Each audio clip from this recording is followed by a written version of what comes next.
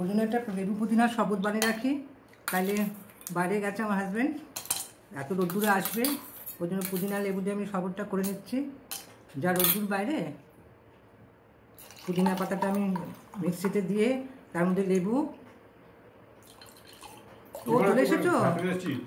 না না না দেখো বানাচ্ছি, বানাতে বানাতে ভালো হচ্ছে। হ্যাঁ হ্যাঁ, পুদিনা লেবু দিয়ে। হ্যাঁ ঠিক আছে, ঠিক আছে, খাই।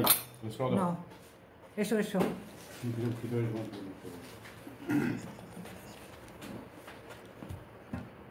দেখো খেয়ে খুবই ভালো লাগবে, আমারও করেছি, তোমারও করলাম। দারুণ হয়েছে, এ ক্লাস একদম ফ্রেশ, একদম মনে হচ্ছে ওইটা।